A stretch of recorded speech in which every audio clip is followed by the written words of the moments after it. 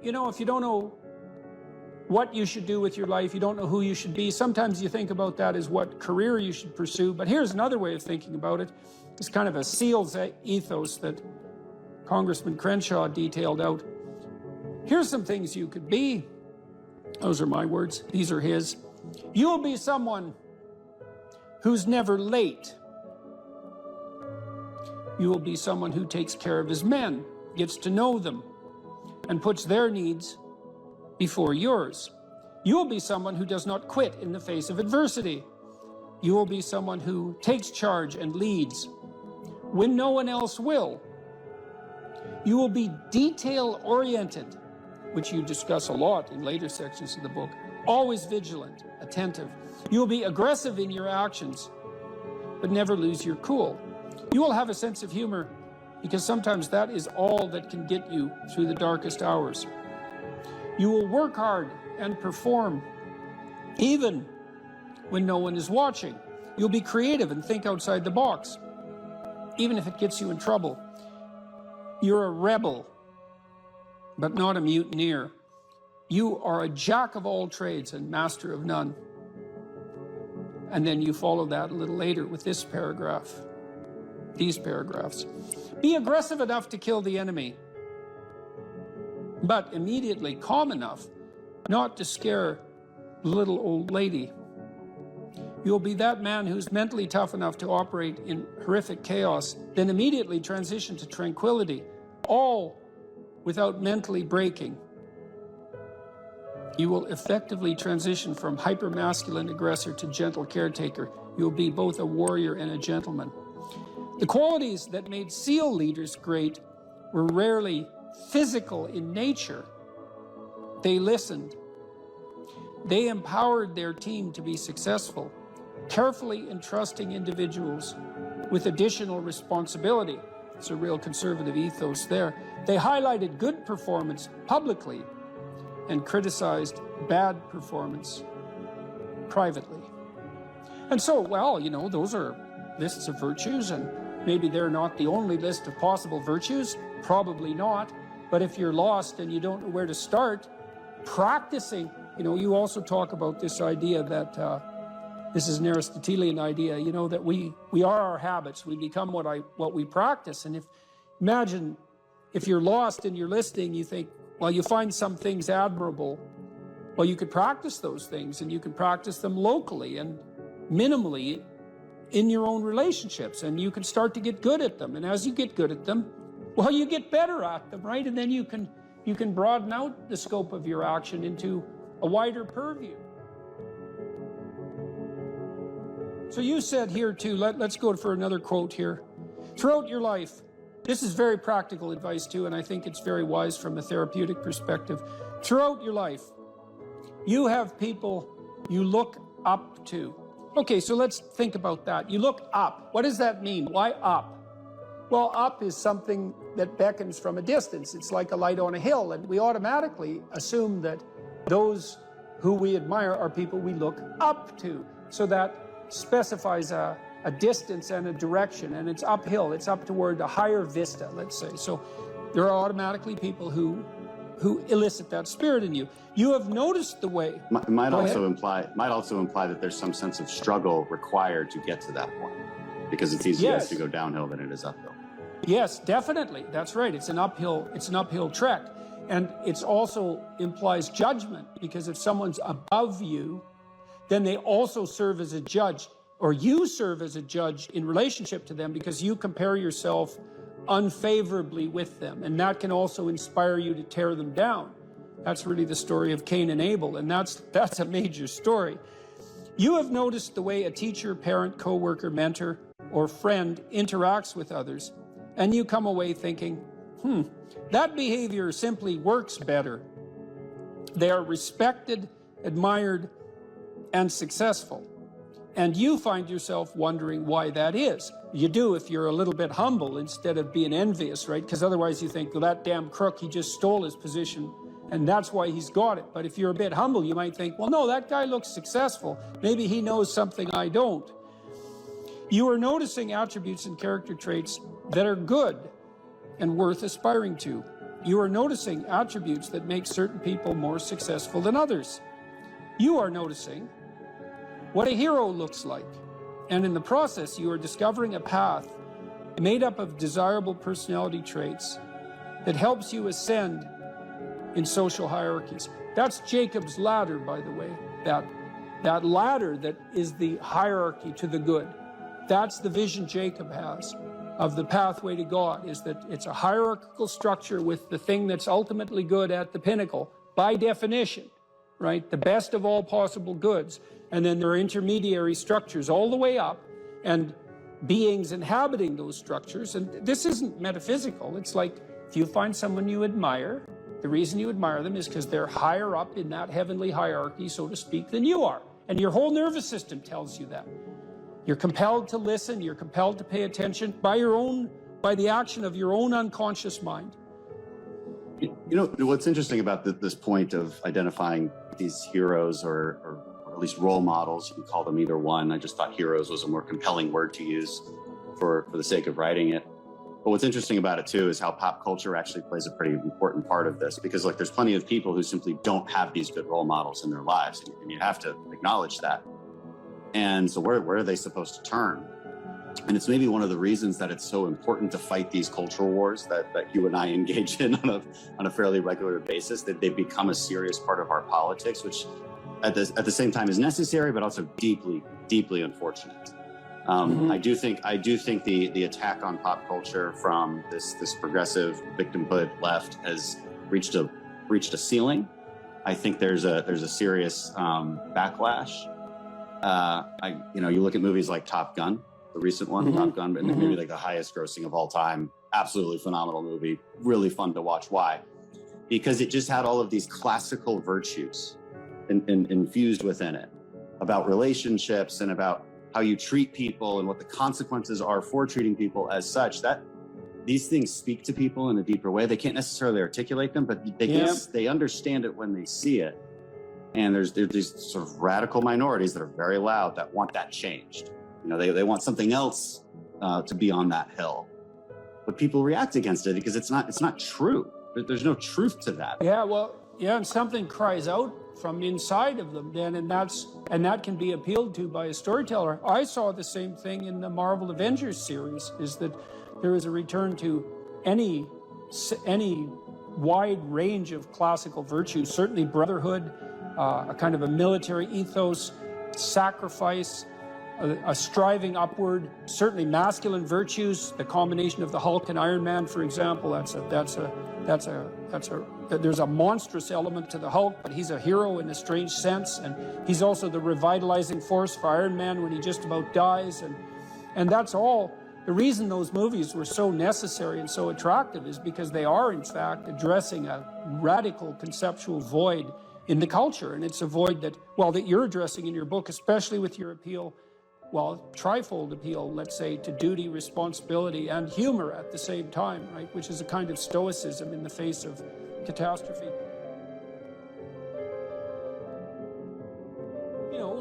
Because this is a big problem in life. Imagine you're aiming for something and then something happens to make it impossible, or you find out that it's the wrong thing because you were aiming in the wrong direction. Well, so then what do you have to rely on to set you right? It's not your aim, obviously, but it might be your capacity to take new aim, and that's bloody well dependent on your character. That's for sure. And so I don't think there is a more fundamental aim than what you should be, and there's no better way of characterizing what you should be than that you should fortify your character.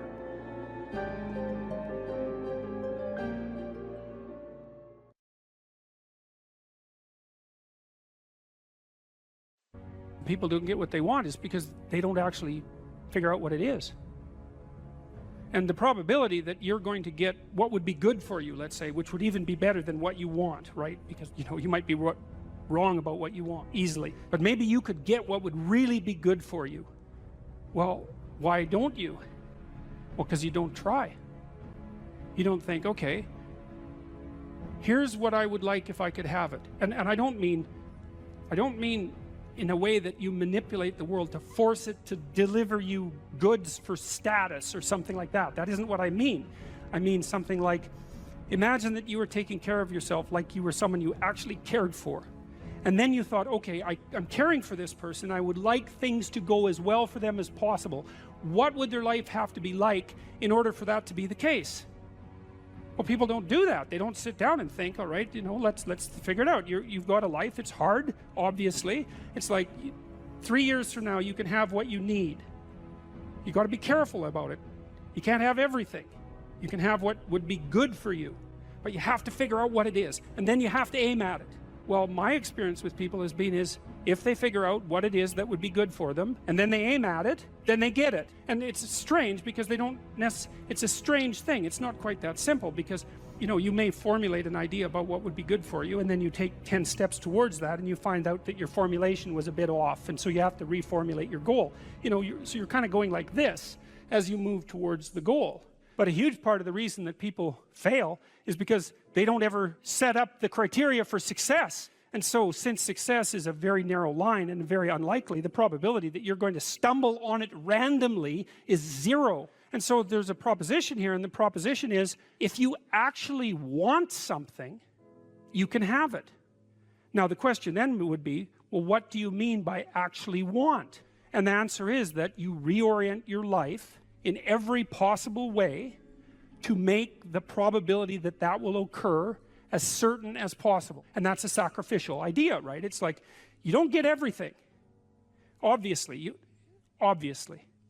but maybe you can have what you need, and maybe all you have to do to get it is ask. But the asking isn't a whim or today's wish. It's like, you have to be deadly serious about it. You have to think, okay, like, I'm taking stock of myself, and if I was going to live properly in the world, and I was going to set myself up such that being would justify itself in my estimation, and I don't mean as a harsh judge, exactly what is it that I would aim at? Sit on your bed one day and ask yourself, what remarkably stupid things am I doing on a regular basis to absolutely screw up my life? And if you actually ask that question, but you have to want to know the answer, right? Because that's actually what asking the question means. It doesn't mean just mouthing the words. It means you have to decide that you want to know. You'll figure that's out so fast it'll make your hair curl.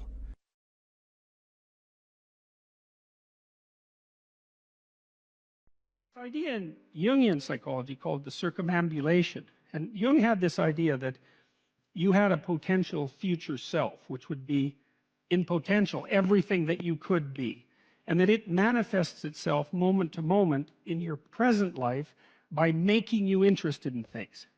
And the things that you're interested in are the things that would guide you along the path that would lead you to maximal development. Now, it sounds like a metaphysical idea or a mystical idea even, but it's not. It's not. It's a really profoundly biological idea. The idea is something like, well, you're set up so that you're automatically interested in those things that would fully expand you as a well-adapted creature. Well, like, there's nothing radical about that idea. What else could possibly be the case? Unless there's something fundamentally flawed about you, that is what the situation would be.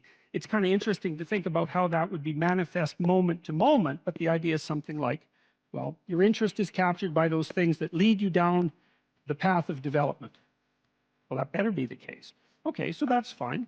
And so there's some utility in pursuing those things that you're interested in. That's the call to adventure, let's say. So, and the call to adventure takes you all sorts of places. Now, the problem with the call to adventure is, like, what the hell do you know? You might be interested in things that are kind of warped and bent. And often it's the case that when new parts of people manifest themselves and grip their interests, say, they do it very badly and shoddily. And so you stumble around like an idiot when you try to do something new. That's why the fool is the precursor to the savior from the symbolic perspectives, because you have to be a fool before you can be a master. And if you're not willing to be a fool, then you can't be a master. So you're gonna, it's an error-ridden process. And that's also laid out in the Old Testament stories, because the first thing that happens to all these patriarchal figures when God kicks them out of their father's house when they're like 84 is that they they run into all sorts of trouble, and some of it's social, and some of it's natural, and some of it's a consequence of their own moral inadequacy. So they're fools. But the thing that's so interesting is that despite the fact that they're fools, they're still supposed to go on the adventure, and that they're capable of learning enough as a consequence of moving forward on the adventure so that they straighten themselves out across time. And so it's something like this. So this circumambulation that Jung talked about was this continual, we'll return to this continual circling in some sense of who you could be. You might notice, for example, that there are themes in your life. You know, when you go back across your experiences, you see you kind of have your typical experience that sort of repeats itself. And there might be variation on it, like a musical theme, but it's like you're circling yourself and getting closer to yourself as you move across time. So imagine that something glimmers before you. It's an interest that's dawning, and you decide, well, first of all, you're paralyzed. You think, well, how do I know if I should pursue that? It's probably a stupid idea. And the proper response to that is, you're right, it probably is a stupid idea, because almost all ideas are stupid. And so the probability that as you move forward on your adventure that you're going to get it right the first time is zero. It's just not going to happen. And so then you might think, well, maybe I'll just wait around until I get the right idea, and which people do, right? So they're like 40-year-old, 13-year-olds, which is not a good idea.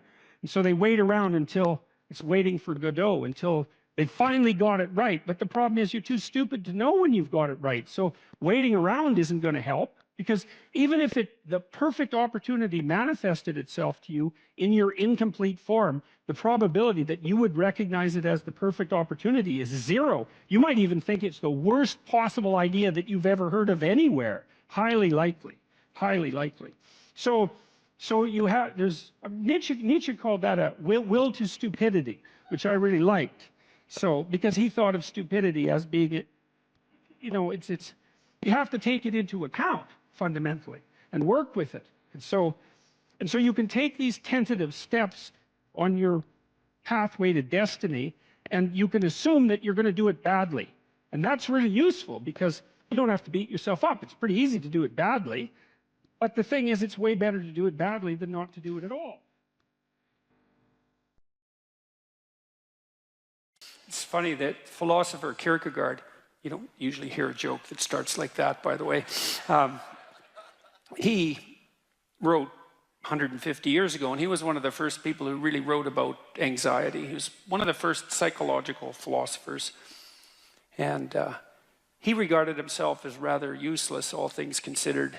And he wrote a section in one of his books about all the industrialists that were operating in Europe at that time, trying in every possible way to make life easier and easier and more efficient and productive for everyone, which was definitely happening during the Victorian period, and Europe was rapidly transforming into an industrial powerhouse. And he said, someone as useless as him, with an orientation towards being a student who liked to sit and contemplate ideas and talk in cafes and smoke cigars and drink, could never do anything to make anything easier for anyone than everyone was already trying to make it. And so he thought that his task would be to make things more difficult for people, because there would come a time when what people wanted wasn't more ease, but more challenge and more difficulty. And that's really smart, you know, and it's witty and it's true. And one of the things that I've come to understand, I believe, is that,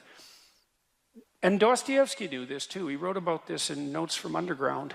It's a great book, very short book, brilliant, absolutely brilliant, compelling, dark read. It's the confession of a miserable, resentful, like murderously genocidal bureaucrat who evaluates his own soul, I suppose, and confesses his sins. And it's also a critique of the idea of utopia oriented towards security. And Dostoevsky, who was dealing with the set of ideas that are really tearing us apart culturally right now, this idea of a eventual utopia based on something like security and safety. Dostoevsky really objected to that back in, this is like 1860, a long time ago. He said, you know, the thing about people that you don't really understand is that, he said, fundamentally we're ungrateful and we can curse. That's what distinguished us from the animals, which I thought is pretty damn comical. But he said something very interesting. You know, he said, if you set up a utopia so that all people had to do was eat cakes and busy themselves with the continuation of the species, that, yeah, right, Russian humor, you know, that after a surfeit of that, after enough of that, which would happen quite quickly, people would just go mad just to break things, just so something unexpected and remarkable could happen, and that we're not built for security and safety, but for something, well, let's call it adventure, something like adventure. That's a good thing to know, you know, because you don't want to suffer unduly. That seems reasonable. And you might think, because of that, that really what you want is happiness. But then Solzhenitsyn, for example, he wrote about what happened in the Gulag Archipelago under Stalin and said, you know, if your goal is happiness, what are you going to do when the jackboots hammer down your door at 2 in the morning and haul you off to the prison camp, because you're not going to be happy there.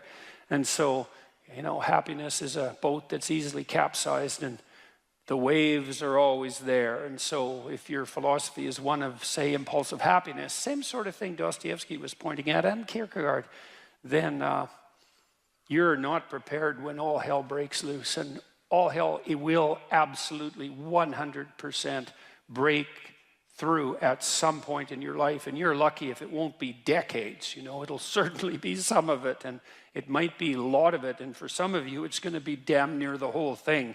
And so if what floats your boat is happiness, you're going to be capsized by the first decent wave. And so then you might ask yourself, you know, what do you have instead of happiness that might be even more reliable? And I do think that adventure is more reliable than happiness. And in the Old Testament story of Abraham, founder of the Abrahamic faiths, and obviously what would you call it, a crucial figure in the development of world culture, Abraham is presented as a late bloomer, to say the least. He's like 83. People lived longer back then, at least so the story goes. And he had a very rich father by nomadic standards, and he could just sit around in the tent all day. And, you know, a doting mother and a rich father, he could just sit around in the tent all day and eat peeled grapes and busy himself with the continuation of the species. And but, you know, God appears to him and says, Get away, get out of your security, get out of your comfort, leave your family, leave your community, leave your nation, go out into the world.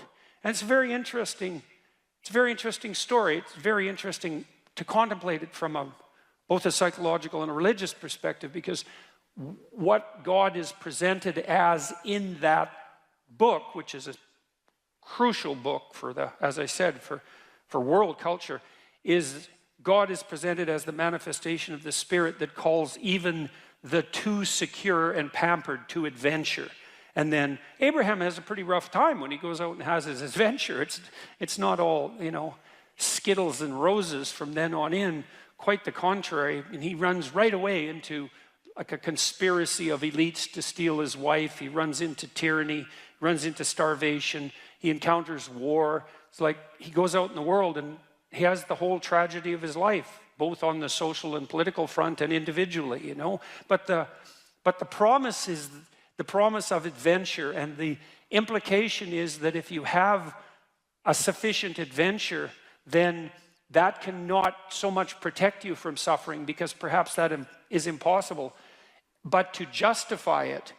And because you kind of know this in your own life. When you look at your life, you might look back on travails that you've undertaken, you know, and they've done end-of-life surveys with people and asked them what they regret. And, you know, people don't regret what they did that didn't work. They regret what they didn't do that could have worked.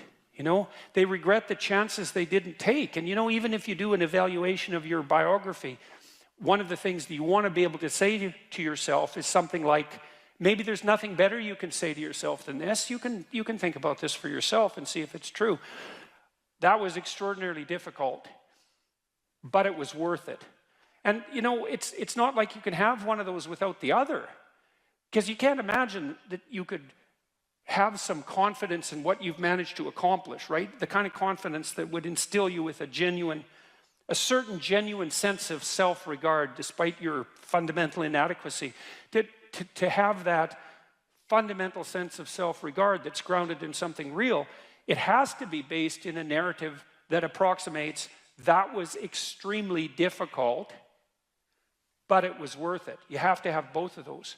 And so that's interesting, because one of the questions we always ask ourselves, this is the theodicy question, technically.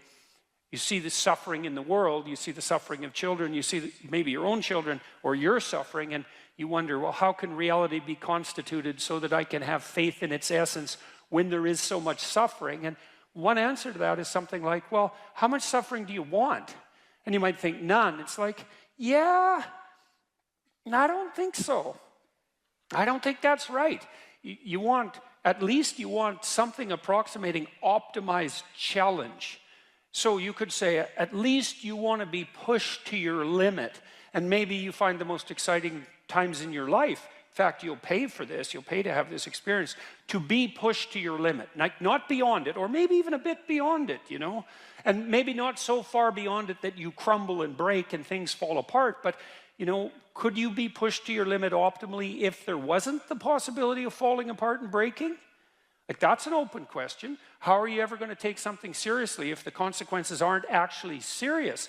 You know, and there's something delightful about dancing on the edge. That's why Hawaiians believed that surfing was sacred, you know, and it's because to surf you have to be on the edge, right? And the waves can come and take you out at any moment, but without the possibility of the waves rising to take you out, then you can't dance on the edge, and maybe that's exactly what you want to do, you know, and there's good evidence from the neuroscience literature that consciousness itself is something akin to dancing on the edge. So technically, when you're conscious, when you're awake, your brain is occupying a position between something. It's a position that's something like between chaos and order.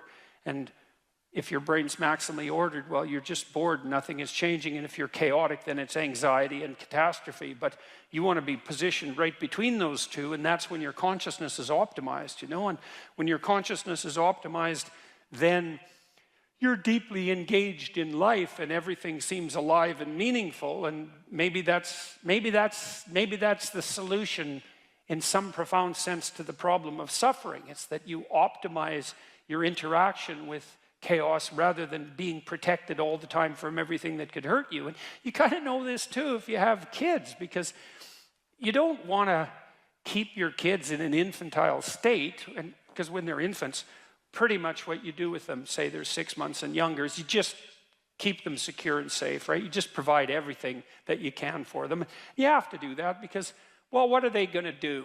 They just lay there fundamentally and squawk now and then. I mean, it's not like they're ambulatory. They can't go out and do things for themselves, and so it's up to you, and your goal is to keep them secure and safe. But once they start being able to move around, then increasingly it's sort of up to them. And if you have any sense as a parent, the psychoanalysts used to say, the good mother necessarily fails. And what did they mean by that? They meant, well, you know, if you're committed to your infant when you're a mother for the first 6 months, it's like it's all the kid, 100%, full self-sacrifice devoted towards the infant. That's the right attitude. But even by 9 months, child can crawl around quite a lot. They're developing something of an independent will. You start handing them challenges. You start handing them responsibility, and you keep them on the edge. And some of your kids are going to be able to be pushed harder than others, and part of the reason you have to develop a relationship with your kids, and your husband for that matter, is so that, you know, you can keep them dancing on the edge, on the proper edge. And that's even better than the mere provision of security. One of the things that you can, I think this heightens the meaning in your life, is to try to do difficult things, right? Aim high. Don't aim so damn high you can't manage it, and make sure you break down your aims into reasonably attainable sub-goals, but you want to aim high, and then you want to see how hyper-efficient you can get. That's a great thing to do in your early 20s, is to see, okay, like, discipline yourself, You think, okay, how much work can I do if I load myself right to the maximum? How far can I work? How hard can I work until I exhaust myself? And then you back off, obviously, because the optimal amount of working, productive engagement, let's say, is that which is sustainable across decades. So you have to learn that, but you don't learn that without stretching yourself to your limits to begin with. And if your life isn't everything it could be, and if you're suffering from an excess of meaninglessness, well, it means you're not oriented in the world of chaos and order properly. It's like you could learn to discipline yourself. Figure out what it is that you need to do and that you want to do, and then see how efficient you can get. Because one of the things that's quite fun is to figure out, if you have a task, I always tell my graduate students this if they're doing an experiment too.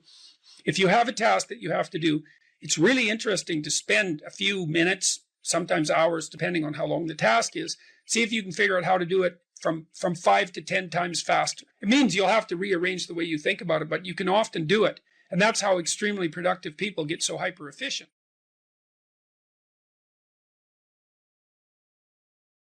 I don't have any aims, and then I say, well, pick the least objectionable of the aims and act it out for a while and see what happens, because sometimes your emotional systems are so fouled up that you have to act the thing out before you can start to believe it. Life can be meaningful enough to justify its suffering. I thought, God, that's such a good idea. Because it's not optimistic exactly. Some people will tell you, well, you can be happy. It's like, those people are idiots. I'm telling you, they're idiots. There's going to be things that come along that flatten you so hard you won't believe it. And you're not happy then. And so if life is to be happy, well, in those situations, what are you doing? Why even live? But life isn't to be happy. If you're happy, you're bloody fortunate, and you should enjoy it. You should, because it's the grace of God, so to speak. People know when they're doing something meaningful. They can tell. So why the hell don't they do meaningful things all the time? It seems obvious. You could do it. I mean, it's hard, because other people want you to do other things, and it's a struggle, but everything's a struggle. Oh, I get it. I see why. It took me about 10 years to figure this out. People have a choice. Choice number one, nothing you do means anything. Well, that's kind of a drag, right? It's meaninglessness of life and all that, existential angst. That's kind of a pain. But the upside of nothing that you do is meaningful is you don't have to do anything. You've got no responsibility. Now, you have to suffer because things are meaningless, but that's a small price to pay. The alternative is everything you do matters. Really. If you make a mistake, it's a real mistake. If you betray someone, you tilt the world a little more sharply towards evil rather than good. It matters what you do. Well, if you buy that, then you can have a meaningful life. But there's no mucking around. It means responsibility. It means that the decisions you make are important. It means that when you do something wrong, it's wrong. Well, do you want that?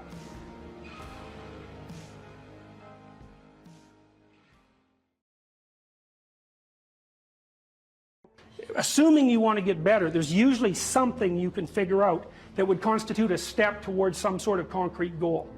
And my presumption, it's a behavioral presumption fundamentally, is that small accruing gains that repeat are unbelievably powerful. You can tyrannize yourself into doing things, but I wouldn't recommend it. What I would recommend instead is that you ask yourself what you're willing to do. It's a really effective technique. It's like a meditative technique. So, for example, you can get up in the morning and you can think, well, I'd like to have a good day today, so I'd like to go to bed tonight without feeling guilty because I, didn't do some things I said I was going to do, and I'd like to have kind of an interesting day. So you got to fulfill my responsibilities, and I want to, enjoy the day. Then you can ask yourself, well, what would I have to do in order for that to happen that I would do? And the probability, if you practice this for 3 or 4 days, is your brain will just tell you. It'll say, well, there's that piece of homework that you haven't done for like 3 weeks. You should knock that sucker off because it would only take you 10 minutes, and you've been avoiding it and torturing yourself to death for 72 hours straight. And say, well, let's figure out what your aims are. You got to have some aims, whatever they are. And they might say, well, I'm so depressed I don't have any aims. And then I say, well, pick the least objectionable of the aims and act it out for a while and see what happens. Because sometimes your emotional systems are so fouled up that you have to act the thing out before you can start to believe it. Life can be meaningful enough to justify its suffering. I thought, God, that's such a good idea. because it's not optimistic exactly. You know, some people will tell you, well, you can be happy. It's like, those people are idiots. I'm telling you, they're idiots. There's going to be things that come along that flatten you so hard you won't believe it. And you're not happy then. And so if life is to be happy, well, in those situations, what are you doing? Why even live? But life isn't to be happy. If you're happy, you're bloody fortunate, and you should enjoy it. You should, because it's the grace of God, so to speak. People know when they're doing something meaningful. They can tell. So why the hell don't they do meaningful things all the time? It seems obvious. You could do it. I mean, it's hard, you know, because other people want you to do other things, and it's a struggle, but everything's a struggle. Oh, I get it. I see why. It took me about 10 years to figure this out. People have a choice. Choice number one, nothing you do means anything. Well, that's kind of a drag, right? It's meaninglessness of life and all that, existential angst. You know, that's kind of a pain. But the upside of nothing that you do is meaningful is you don't have to do anything. You've got no responsibility. Now, you have to suffer because things are meaningless, but that's a small price to pay. The alternative is everything you do matters. Really. If you make a mistake, it's a real mistake. If you betray someone, you tilt the world a little more sharply towards evil rather than good. It matters what you do. Well, if you buy that, then you can have a meaningful life. But there's no mucking around. It means responsibility. It means that the decisions you make are important. It means that when you do something wrong, it's wrong. Well, do you want that?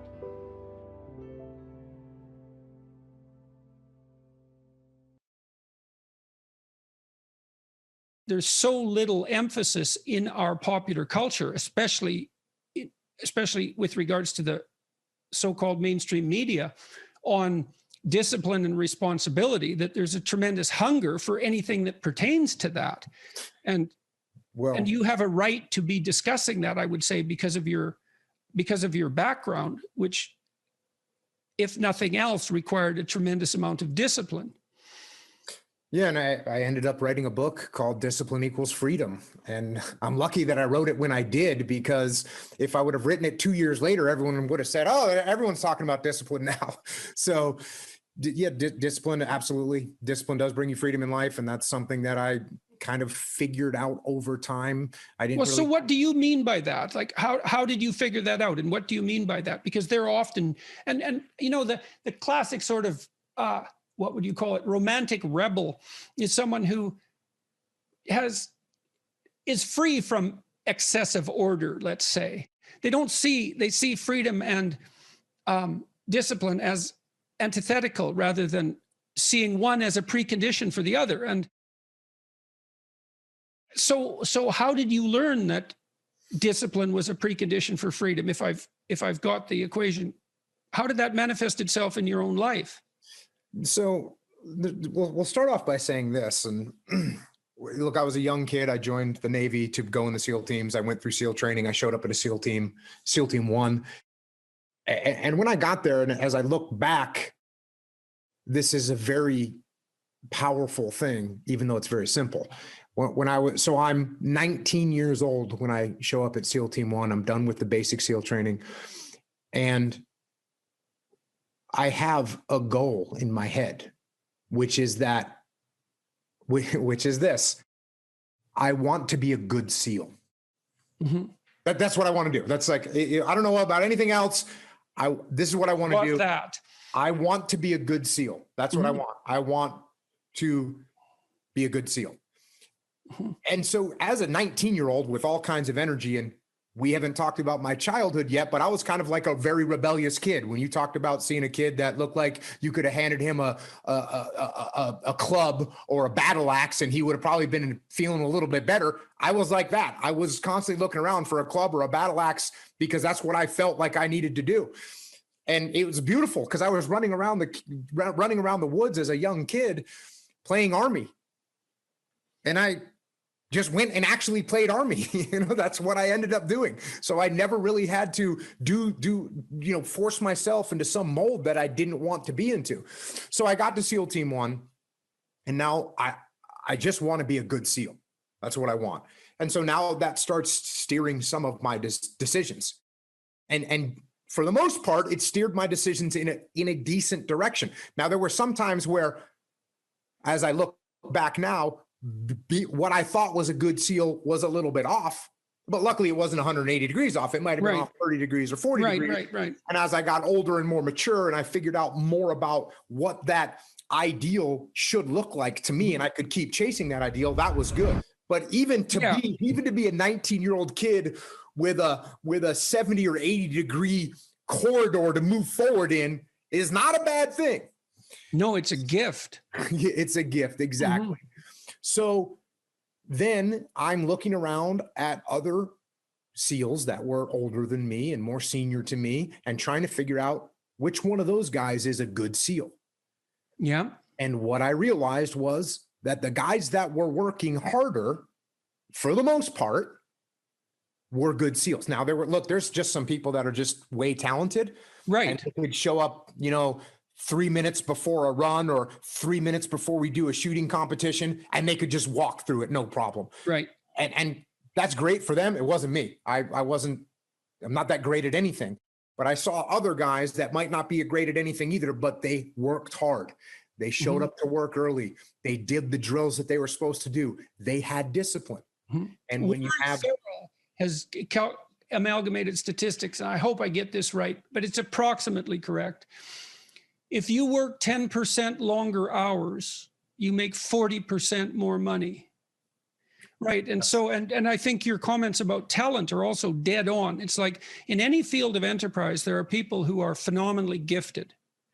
And then if they work really hard, they're even more phenomenally gifted, right? Those are the people who break records. But that talent apart, hard work actually works. And with virtually everything, it might not make you the best at whatever it is you're pursuing, but it will certainly make you better than you are. And then I have this new book. I hope you got a copy, because did you get a copy?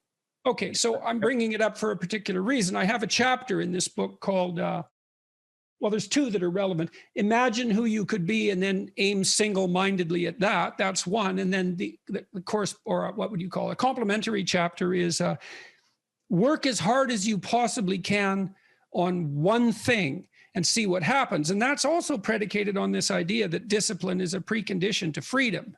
So you were fortunate, like you had this goal, right? So that meant you had a goal, which is a really big deal because you could learn about goals. You had a sense of a higher mode of moral being, that I would rather be a good SEAL than the person I am now. Well, it's a code of behavior and a way of perceiving. So there's an ethic in that. And then you said as well, your conception of what good SEAL meant changed as you matured, but that's also fine. It wouldn't have changed unless you would have pursued that initial only partially accurate goal. And so that's also a really good thing for people to understand, is like, if you don't know what you're doing, aim at something. Is it the right thing? No, but it's better than just shooting randomly. So you aim at something, and then as you aim and you move towards it, you're going to find out why you're wrong. And then you might recalibrate your aim. And that's going to happen over and over, because as you move towards a goal, it recedes or it broadens, or it recedes and broadens. And otherwise you'd run out of things to do. What steps should someone take to start developing delayed gratification when they constantly give in to instant gratification? Well, okay, imagine, I know the answer to this to some real degree, because I had graduate students in particular who I picked because they were very smart and often very creative, but sometimes they weren't very conscientious. So they had a hard time delaying gratification. And so, well, I would say, if you would like to discipline yourself, which is a very good idea, you need to pick a direction. Pick a direction you want to go first. Pick a goal you would like to attain, and a medium to long-term goal. You might imagine something you need and want, some attainment that you could that would motivate, whose pursuit would motivate you. And you can ask yourself that. It's a good question to ask yourself in general, you know. It's a very good question to ask yourself is, if you could have what you needed and wanted, what would that be? And that's a meditative question. You don't want to force an answer out of yourself. You want to ask yourself that like you would ask someone else. If I could have what I wanted, what would that look like? And you can ask yourself that in a more differentiated way. If I could have the relationship that I needed and wanted, if I could have the friendships, if I could have the job or career, if I could have the educational pathway, if I could adopt civic responsibility in an optimized manner, if I could engage in some creative enterprise, if I took care of myself properly, if I regulated my susceptibility to temptations, what would that look like if it was optimized? And then that sets you up a goal that has some motivational force. This is worth doing. And then you might find, well, you don't do it anyways. And then I would say, well, that's because you're biting off more than you can chew. The next goal is to take your goal and to fragment it into micro goals until you find a micro goal that's small enough that it still presents some challenge that you will do. And so I've become, one of the things I'm known for, I suppose, is my advice to people to clean up their rooms. And the people who think I'm their enemy laugh about that rule because of its simplicity, let's say. But the only reason they think it's simple is because they've never tried it. It's actually extremely difficult. And it was very frequently the case that, well, it's very difficult to put your room, your office, your bedroom in order. I mean, you think about your bedroom, hypothetically, let's say you're married, you share that room with someone else. Is your bedroom in order? Really?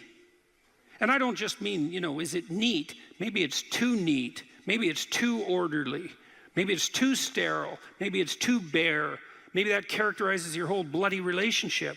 Maybe, really? And maybe that is genuinely reflected in the state of your room, because it's very probable that that room is a microcosm of your marriage. It's highly probable. And so what that would mean is to organize that room would require the organization of your marital life, not least because if you want to put that room in order, you're going to have to negotiate with your wife about how that's going to be done. And while you're making that negotiation, even in relationship to the micro details, you're going to encounter almost everything that's wrong with your relationship. And so,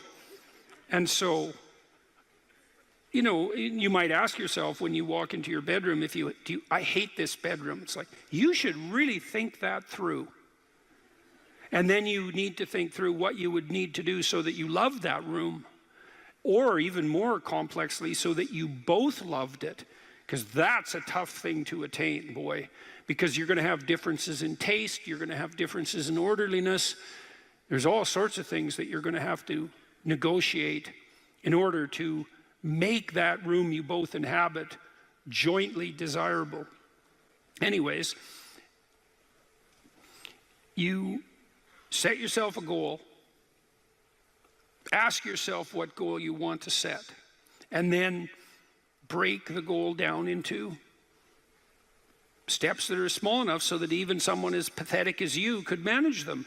And that requires a tremendous humility. I know it was frequently the case, for example, with my clients, that I would do an analysis of their situation in life, and let's say, just for the sake of argument, that someone was 30, living at home in the bedroom they grew up in high school, in a complete bloody state of disorder, both moral and practical. And one of the relatively simple steps that we might agree upon with regards to moving forward is, the person might think, well, you know, I'm 30, I'm really immature, I haven't taken any responsibility for my life, my mother still makes my bed and cleans up after me. It's like, well, why don't you just start with that? You know, because you're not going to just fix your life. Why don't you just try to clean up your room like you're a mature 14-year-old instead of a dreadfully dismal 30-year-old.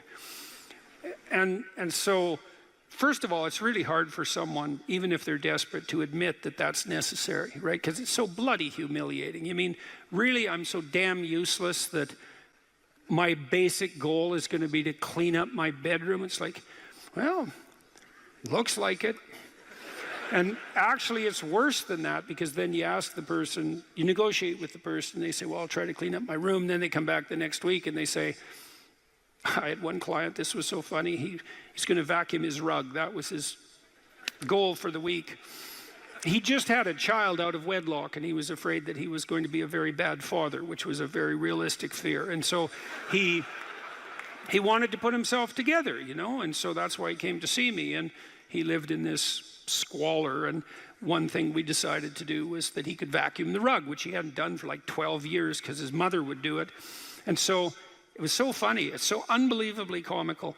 He went and got the vacuum, a stand-up vacuum, an upright vacuum, and he brought it into his room, but he didn't bring it all the way in. He put it in the doorway, leaning like this across the doorway.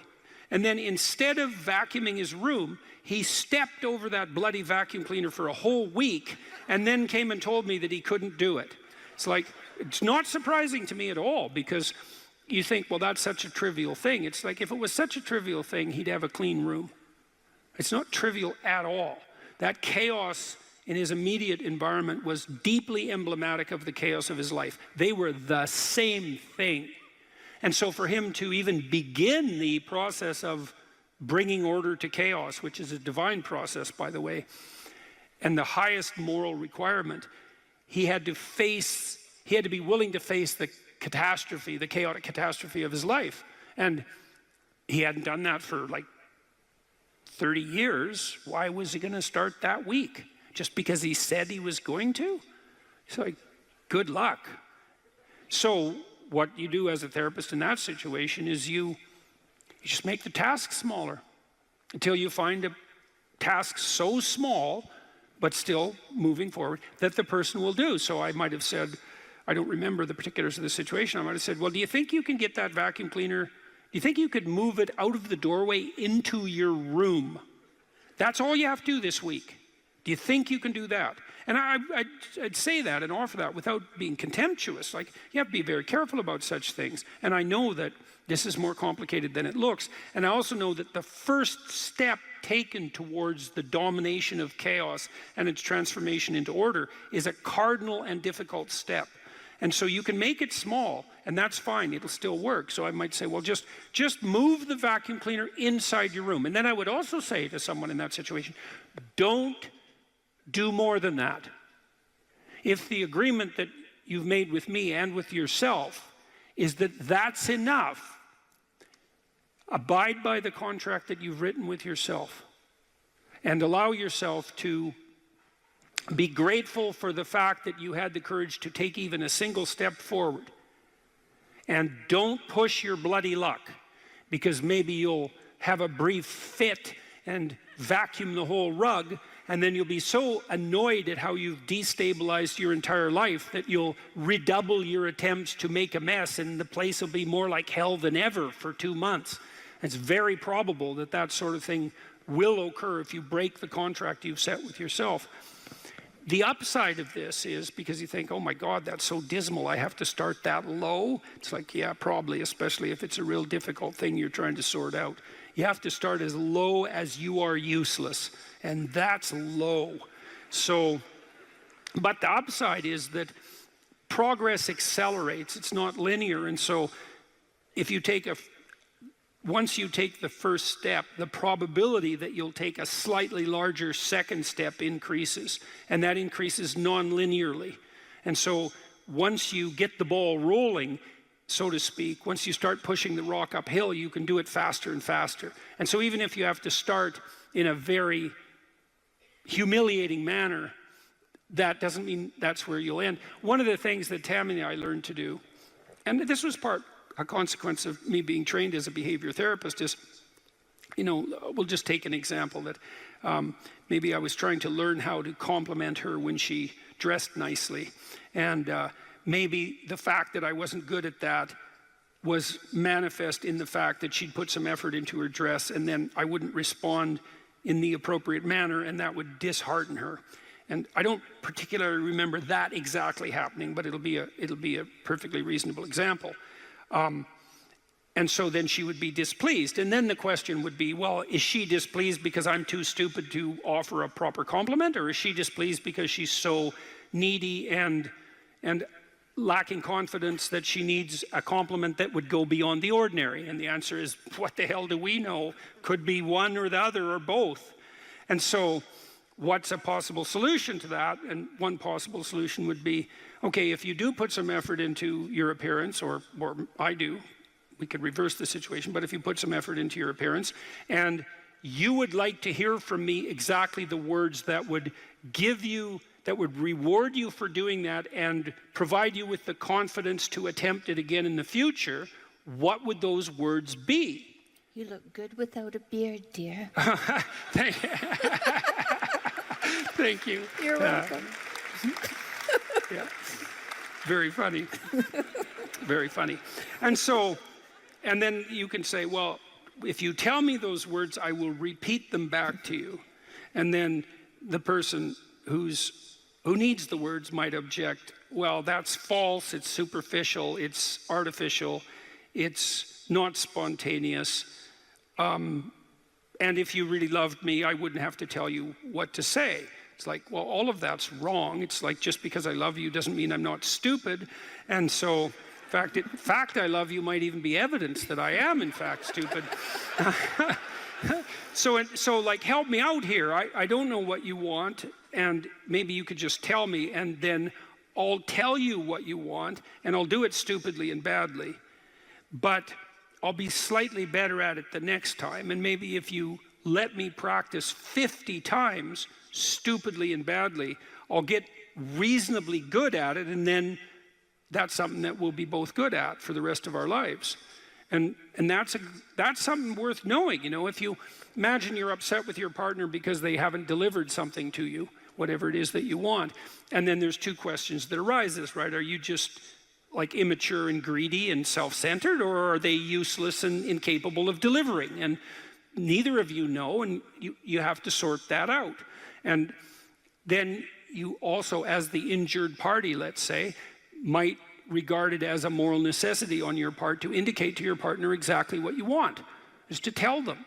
Like, it looks to me like if you did this or said this, then that would satisfy me. And then you might say, well, is that reasonable? Do you feel that it would be reasonable for you to offer that? Would you be willing to offer that? Am I pushing you too far? Those are all things that have to be sorted out. And then you can practice that, and you can practice that with the resolution of every dispute that emerges. If you're willing to take to yourself the responsibility of communicating to your partner your conditions for satisfaction, it means you have to admit them to yourself too, which is also very difficult. And then you can help your partner take stupid incremental steps forward, you know, in the direction that you'd like to see expand, and then you can get better at that. And that's unbelievably useful. You can get better at how you have dinner together, or breakfast or lunch. Those things repeat every day, so they're very important. You can get better at how you greet each other when you come home. You can get better at the routine that you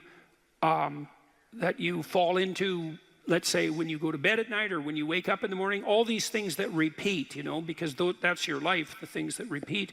You can conceptualize how you might like them to be ordered if they were undertaken in an optimal manner, and you can start incrementally moving forward to that. And you can do that by communicating what you need and want, and by carefully rewarding your partner for taking the appropriate incremental steps forward. And so if you're trying to discipline yourself, you make a goal, you break it down into micro goals, and you implement the micro goals and reward yourself for doing so. And if you do that reliably and you make that a practice, that you'll become more disciplined across time, and you'll move towards the fulfillment of your goals. And that's practically how that's the practical guide for success on that front.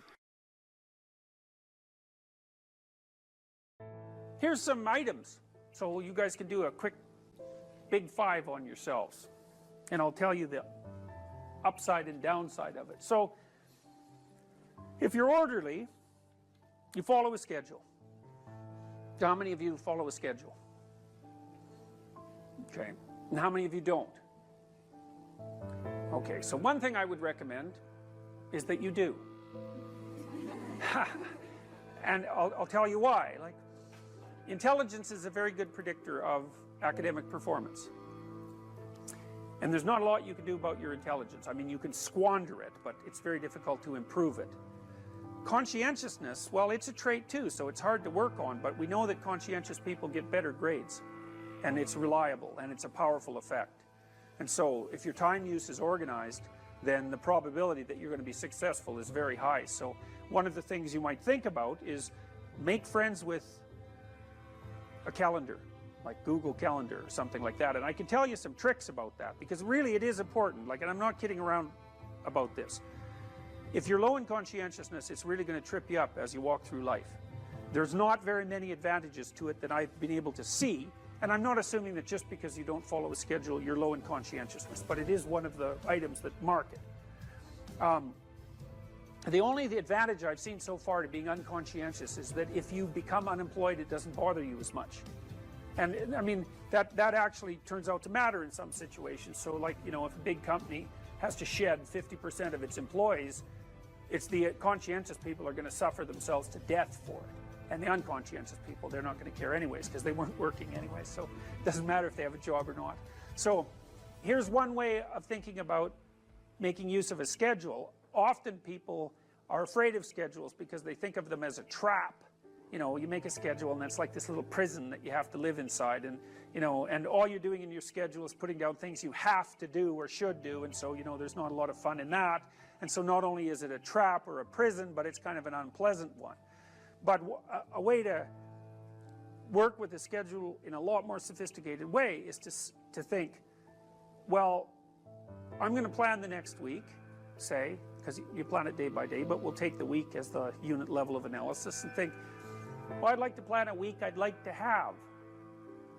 And then your schedule all of a sudden becomes a tool for increasing the quality of your life.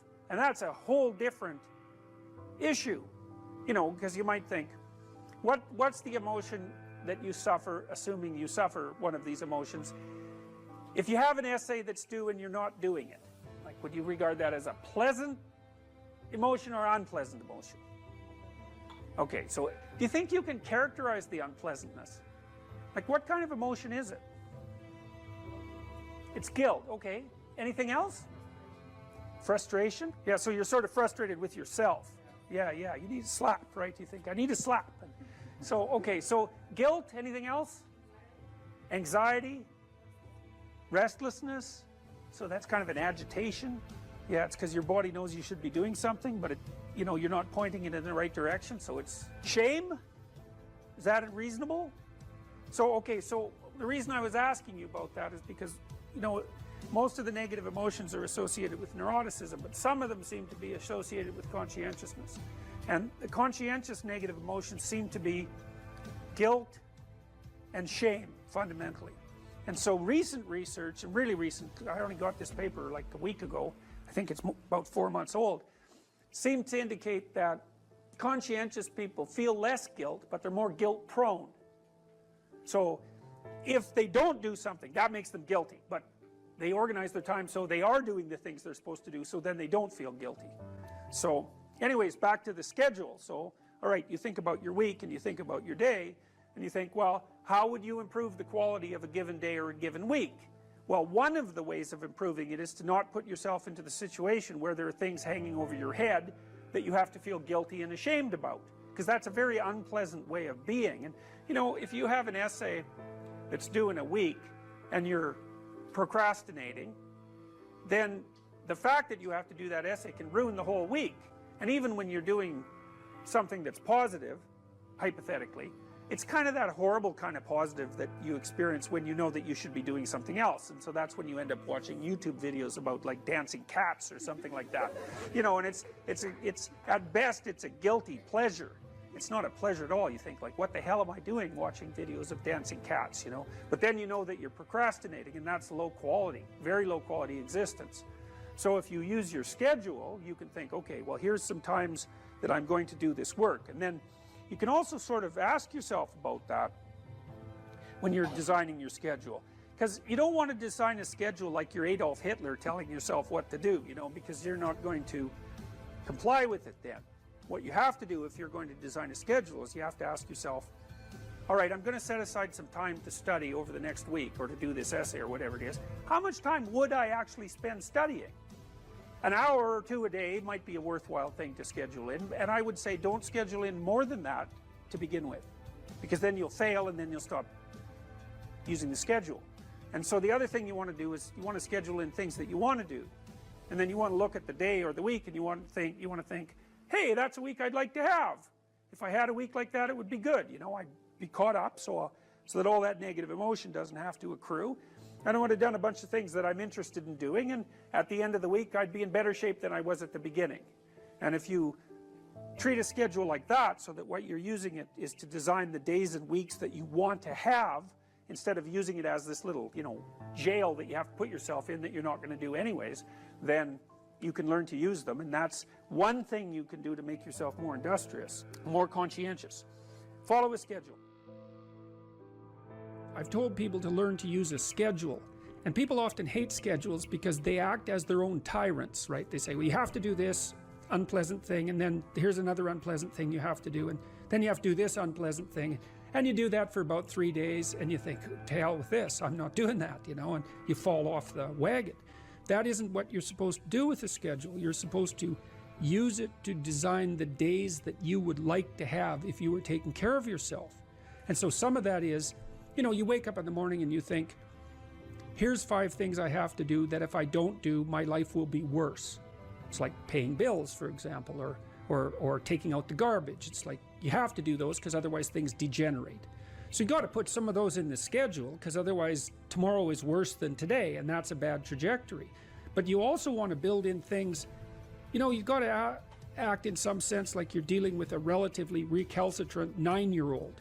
It's like, so, well, here's some things you have to do, but here's some things that if you do, you could reward yourself with. And if you get the balance there between obligation and reward right, then you'll find that you're motivated to do the things. And that's what you want to do. You want to do that so it's sustainable across days and weeks and months.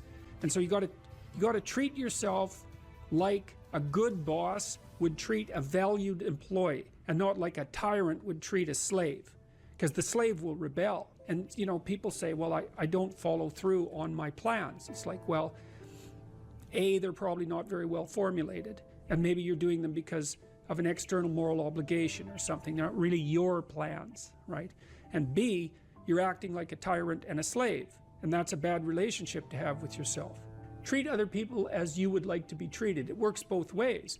You also treat yourself like you treat other people properly. So that's a necessary thing, and often people don't do that. But the scheduling is really important.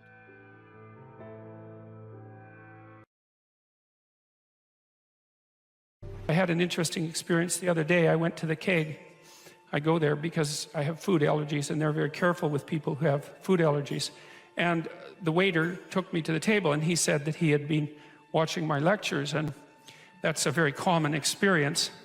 And he was happy about that, and he said that he'd had 2 promotions at the keg in the last 4 months because he'd been watching my lectures. And I really found that an affecting experience, because, you know, you might say, well, he's working as a waiter at the keg and there's nothing particularly heroic about that. And I disagree with that, actually, because I don't care where you're located, you can do a hell of a job, and I mean that literally. You can take whatever job you have and you can make it a real nice little piece of absolute misery. Or you can act like a civilized human being and notice that no matter where you are, there's a richness and a complexity that's completely inexhaustible right at hand. And then you can take that seriously, and you can say, well, I happen to be a waiter at the keg, and he's a young guy, and perhaps that isn't where I want to end up, but it's not nothing. It's a rich environment, and I can make it a lot better if I want to. I can get along properly with my coworkers and not gossip behind their back, and I can treat my customers properly, and if an opportunity comes my way, I can take it, and I can see what happens. And so he said that's what he'd started doing, and that things were working out much better for him. He was in a much better job than he was 3 months ago. And 3 months, that's nothing, right? I mean, that's a nice trajectory. It's an uphill trajectory. And That's what you want, really. An uphill trajectory is actually even better than being somewhere good, as far as I'm concerned, because one of the things that really makes your life meaningful is the clear realization that you're headed somewhere better than you are now. And then it's even better if you also understand that there's a direct causal relationship between the things that you're doing and the steepness of that incline. And so I get a lot of letters from people like that, and they say, well, you know, I've been listening to these lectures and I decided that I'm going to try to take responsibility for my life, and so I've started to stop doing all the stupid things that I know that are stupid, that I know I shouldn't be doing, and I've started doing some of the things that aren't stupid that I know I should be doing, which seems pretty obvious, really, if you think about it. But obvious though it may be, that isn't necessarily what people do. And then they write and say, you can't believe what difference that makes. And they're thrilled about it. And so I'm thrilled about it when I get letters like that, because I really don't experience anything as better than a letter like that or a message like that, because it's so good to see things that aren't so good replaced by something better. And I really do think it's an open question. I truly believe it's an open question to what degree we could make things better if that's what we actually aimed at doing. Well, there's two modes of being in the world, right? There's one where you adopt the responsibility for living properly, for being properly, and you make the sacrifices necessary for doing that, and then everything will flourish properly. And the other one is a pathway of resentment and bitterness and rejection and murder and genocide, and that just seems exactly right to me. And so if the positive path beckons, if you can actually see what it is, if you can lower yourself enough to see what it is. Carl Jung said once that modern people didn't see God because they didn't look low enough. It's a phrase I really, really like, because people denigrate the opportunities that are right in front of them. And there's no reason to do that, because what's right in front of you is the majesty of being. That's what's right in front of you. It's inexhaustibly complex and full of potential, and there's no reason to assume that wherever you happen to be isn't as good a starting place as anywhere else. Now, you know, I know some people have terrible, terrible lives. They're in situations that are absolutely unbearable. But I also do know that even situations like that can be made a hell of a lot worse by the worst kind of attitude, that's for sure.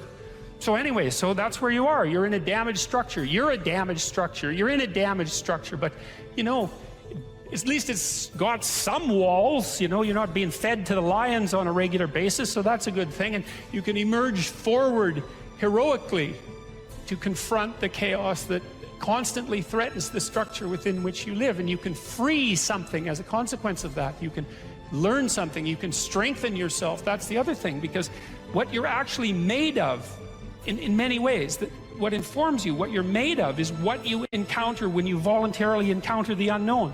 And so the more you voluntarily encounter the unknown, the more you get made of. And the more you get made of, the more there is to you. And then the more you're good at encountering the unknown and restructuring order and calling forth proper order out of the potential of being. And God, you got to think, why wouldn't you do that, since you can do that? And it's an endless mystery. You know, I think part of it is that people don't aspire to the highest good because they're deeply ashamed of themselves and their weaknesses and their insufficiencies. And that's not the only reason. I mean, there's the desire to avoid responsibility, and there's all the negative motivations as well, like resentment and hatred, and the desire to make things worse. I don't want to, you know, give us too much of a break, but it's something like that. It's okay to not be in a very good place if what you're trying to do with that not very good place is make it better. And the fact that things aren't exactly the way they should be at least gives you something to do, you know, and maybe something great to do, because there's no shortage of suffering and trouble that besets the world that you could conceivably ameliorate in some way. And the utility of that and the intrinsic meaning of that is self-evident. So it also makes me curious about nihilism, for example, and despair, because I mean, I understand those emotions, I understand them deeply, and the intellectual mindset goes along with it, but they just seem beside the point to me in some sense, because there are so many things that need doing that all you really have to do is open your eyes and look at them and then decide that you're actually going to do something about them. And you might think, well, what's within my scope of influence is so trivial that it's not worth doing. It's like, it won't stay trivial for long if you do it. Not at all, and I don't think it's trivial to begin with. I really don't believe that anything done right is trivial. my experience in my life has been that anything I actually did paid off. It didn't pay off necessarily in the way that I expected it to pay off. That's a whole different story. But if it was genuine commitment to do something, even if it went sideways and the outcome was really something other than what I expected, the net consequence over time was nothing but good. So every new frontier that can be conquered is an advance forward, and there's no shortage of frontier because we're surrounded by the unknown. We're surrounded by our own ignorance, and we can continually move into that domain, into the domain of chaos, or we can restructure pathological order, and that's the secret to proper being.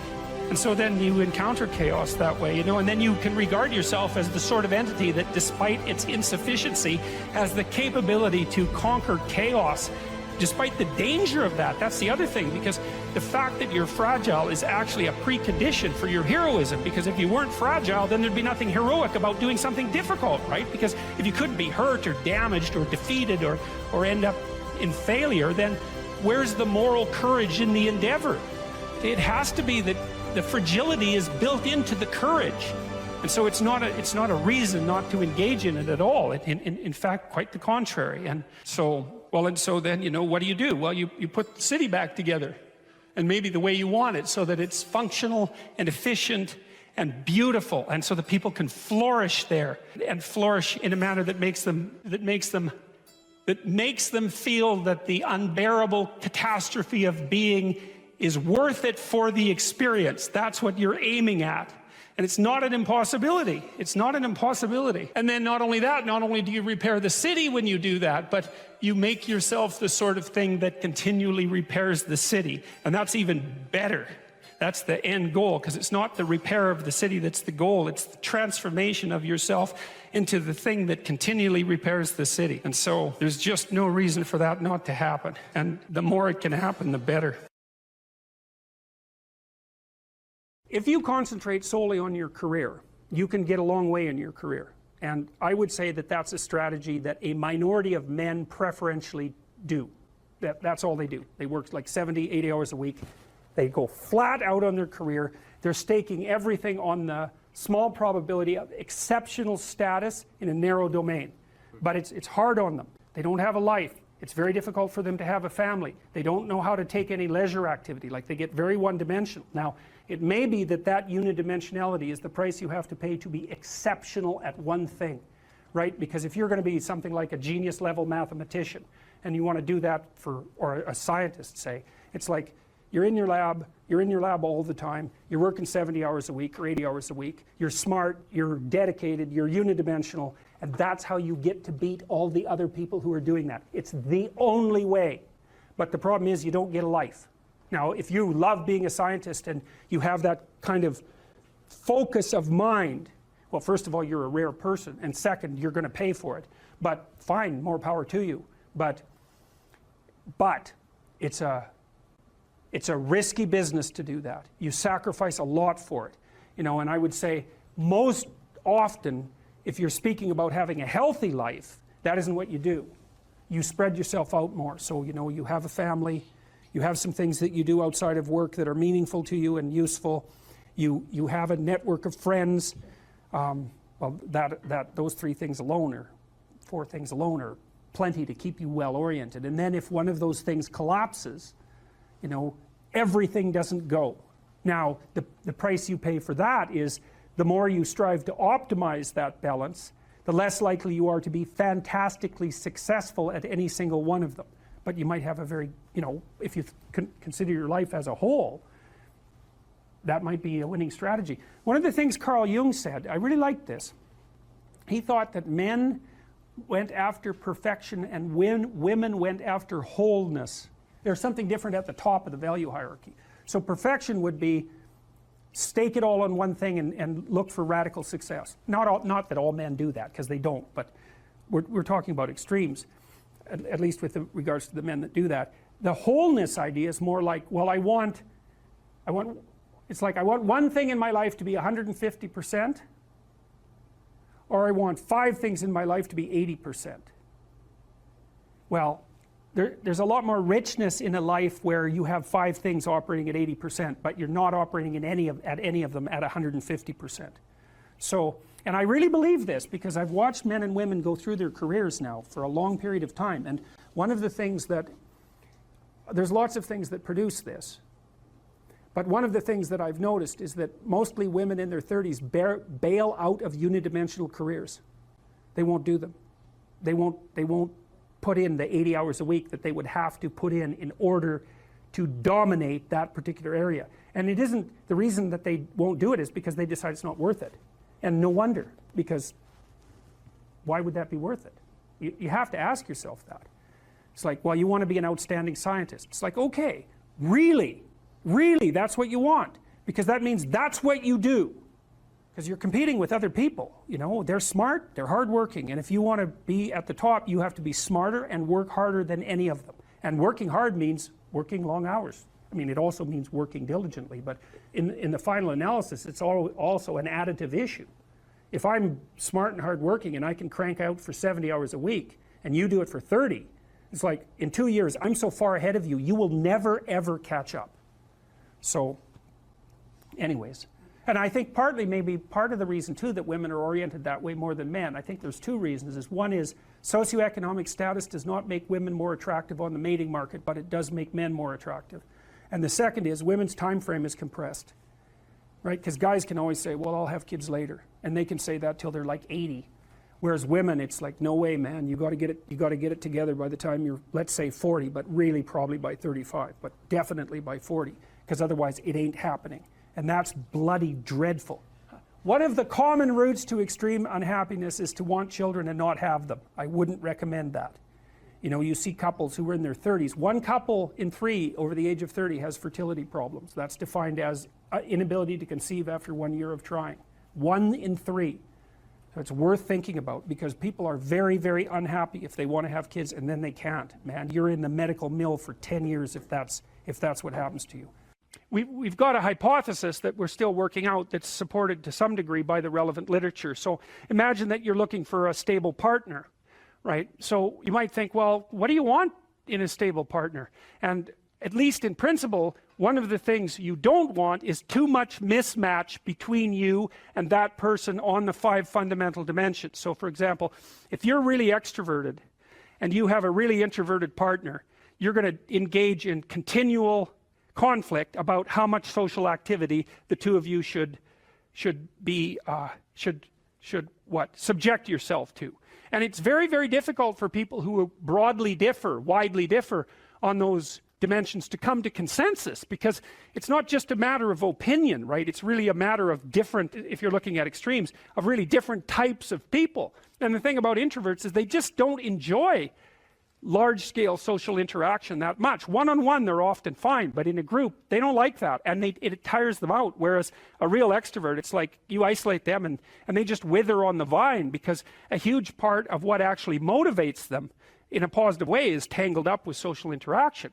And so if you're an agreeable person and you have a particularly disagreeable partner, you're also going to run into problems, because the agreeable person will say whatever you want whenever, and the disagreeable person will say, well, I'd like to know what the hell you want for a change, and be much more harsh and much more demanding in the situation. And the agreeable person is going to find the disagreeable person harsh and unpleasant, and the disagreeable person is going to find the agreeable person wishy-washy and unable to stand up for themselves. And again, that's actually one of the primary sources of tension between men and women, because women tend to be higher in agreeableness than men. It's about half a standard deviation, which is quite a large difference by psychological standards. And so what that means, I probably haven't got the statistic quite right. If you have a group of men and women and you pick out random pairs, the woman is going to be more agreeable than the man 60% of the time. So that's not an overwhelming proportion,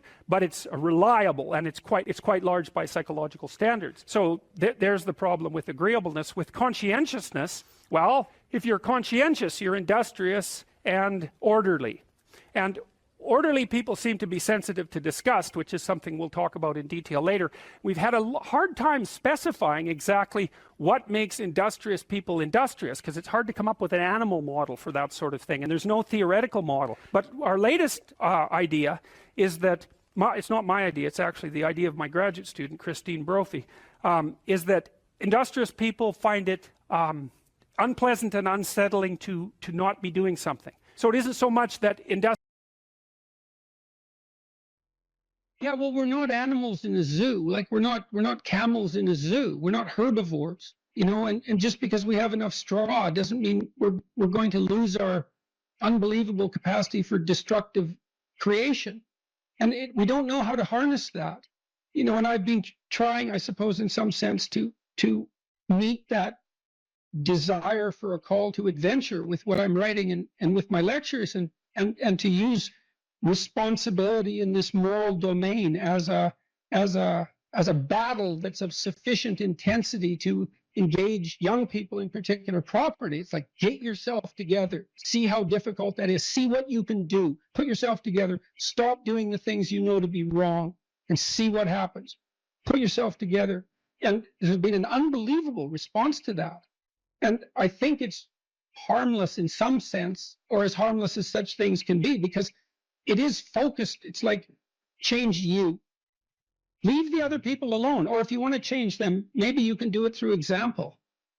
You know, but they're not the problem. You have enough problems with yourself. It's like, well, what are you complaining about? You've got enough to eat. It's like, fair enough, you know, who wants to starve, right? And so it's even hard to fight against. Well, I should be grateful for that. And yes, you should, but it's not enough. And you think about where we came from, our ancestors, what they struggled against, and from the time we were, you know, from our animal forebears all the way up to where we are now, whatever we're made for, it's not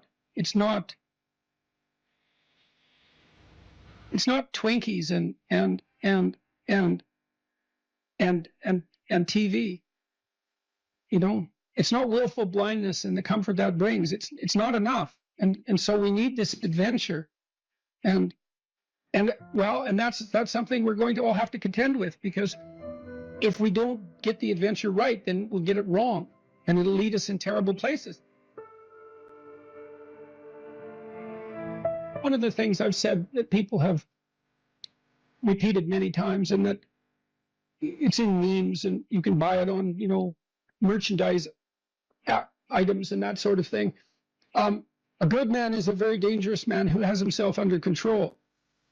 And no one ever says that. So you say to young men, look, like, your job is to be as dangerous as you possibly can be in every possible direction, and to control that, right? Not to be harmless and slothful and contemptible even in your own eyes.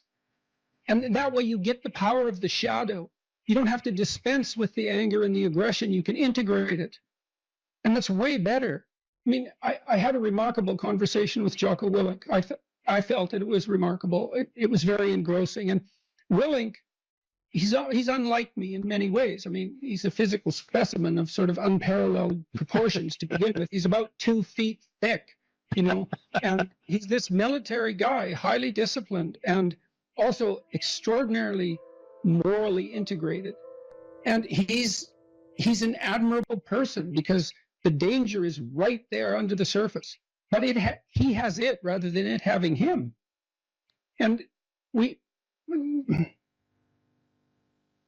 uncomfortable with the idea that that's the proper route for socialization. We try to teach our children that only, you know, cooperative games are acceptable. And they know in their hearts that that's a complete bloody lie. It's not technically sustainable. It's not even conceptually correct. I'm not saying I've solved it. I talk to Bjorn about this a lot. It's like, I love your message. Wouldn't it be wonderful to eradicate absolute poverty? And he does this great job technically of rank ordering global concerns, doing a cost-benefit analysis that's methodologically rigorous, and saying, look, we can devote money here. We'll get a 20-to-1 return, mostly in child nutrition, as it turns out. Couldn't we do an immense amount of good with targeted spending? And the answer is clearly yes. We could eradicate child poverty in the next 15 years. We probably will. We could do great things, but we don't know how to sell it. And that's a huge problem. I've never had more of a response from a crowd than when I draw a relationship between responsibility and meaning. Without fail, that brings the crowd to silence. And it's because that connection hasn't been made explicit sufficiently, I would say, is that we find meaning in responsibility. And there is a messianic call that's embedded in this. And you can translate that into get yourself together, see what you could become. And, much of Beyond Order is exactly that. It's push your limits, move beyond yourself, discipline yourself, but move beyond that discipline. Don't let that order constrain who you could be, because it's not a high enough order yet. And I would say it looks like that is attractive to young people, and perhaps specifically to young men, but not only to young men, not only to the young. So, well, that's a problem that we have to address is, we are doing a lot of things right, but it's not romantic enough. The clinical experience and my lecturing experience has been unbelievably positive in the main. And the clinical experience was positive because I was always on the side of the part of the person that was oriented towards their own health and improvement. That was part of our contractual pact. I'd often make that explicit. It's like, I'm not here for unconditional positive regard. I'm on the side of the part of you that wants everything to be better, and we're going to discover where that is, and we're going to work to facilitate it. And people loved that, and it was so gratifying to engage in that work. It was constantly positive. I worked with a huge variety of people, from people who had nothing, no gifts, and were just off the edges of the world, to people who were unbelievably talented and gifted, the whole gamut. And that was absolutely wonderful to see that range of people. And the lecturing has been the same way. Like the lecture tour I did was immensely positive, too much positive even. You wouldn't think that would be possible, but it is possible. And I'm very positively oriented towards human beings in the main, despite I think we're great, flawed and terribly, but no wonder. No wonder. I mean, the burden we bear is absolutely, it's absurd. The existentialists made much of that. We have an absurd existence. We're aware of our own mortality. God, and we're animals. We're aware of our own mortality. What a burden. And yet here we are. And much of the time we're not corrupt and horrible. It's a miracle. So, it's a word of encouragement. And that's what people are responding so positively to in a time where everyone is told this story that, human activity is all a struggle for power, and that we're fundamentally a destructive force, and that we should rein ourselves in. And I'm not selling that message. It's a word of encouragement. You could be more than you are, and wouldn't that be great for everyone, including you? There's always people out there who are doing far better than you on pretty much anything you want to imagine. And if all you're doing is seeing yourself in their reflected light, let's say, then it's going to be pretty damn dismal. But it's not a good comparison because, well, first of all, there's danger in just comparing yourself to others, period, because they're not you. And God only knows what struggles they had to undertake to get to where they were, or what burdens they're currently carrying that you're not aware of. But you can certainly contrast yourself with yourself. And that's a lot better. It is the only way. Well, it's also the only way of really measuring anything approximating proper improvement. You can actually tell when you're a little better than you were yesterday. Right. And you can actually do that. That's another thing that's so interesting about it, is that you can actually make yourself a little better in some way, pretty much, well, I don't know if it's at every moment, but you can certainly do it every day. You're quite different from other people, and you shouldn't be comparing yourself to them because they're not like you. They don't have your family. They don't have your temperament. They don't have your troubles. They don't have your abilities. The only person that has those is you. Compare yourself to who you were yesterday and not to who someone else is today. And see, that's a game you can win.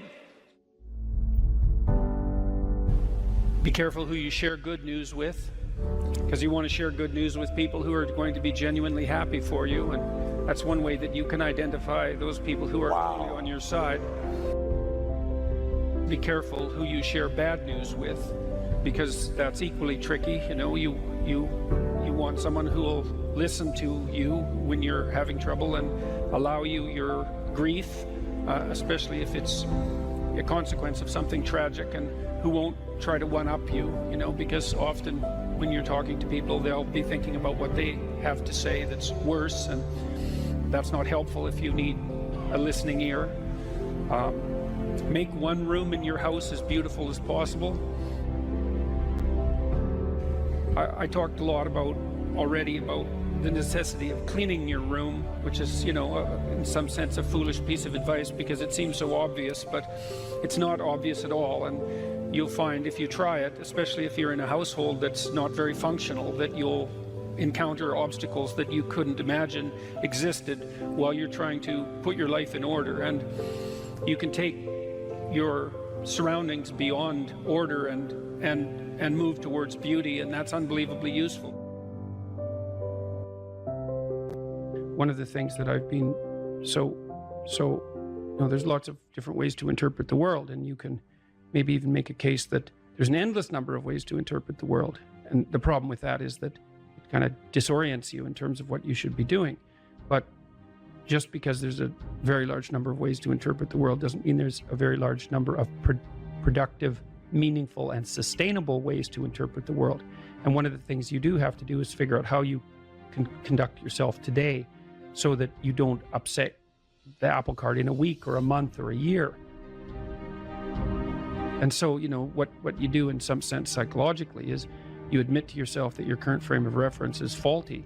Mm-hmm. And then you start opening the door to a different kind of thinking, which is more creative thinking. It's more lateral thinking. Saying, well, I'm wrong, but that's not necessarily a problem because I could be right if I thought some other way. Well, you know, that's great. Often it works.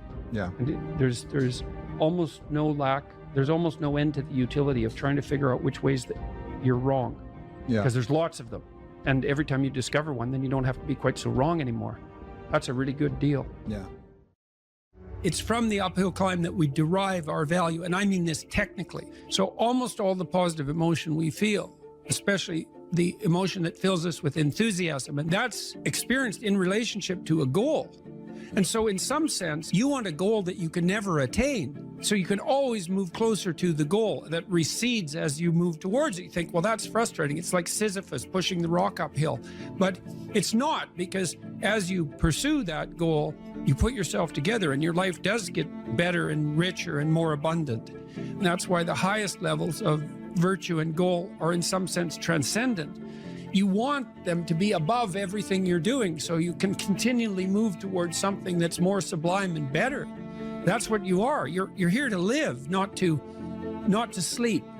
And the problem with the vision of Mai Tais on the beach is that, well, first of all, that's a vision of drug-induced unconsciousness. Second, it's only going to work for about a week. Third, you're going to be a laughingstock in a month and depressed and aimless and goalless. You want a horizon of ever expanding possibility. And so it does happen to people because they've staked their soul on the attainment of an instrumental goal. And it can be a pretty high order goal, but then you think, now I'm there, now what?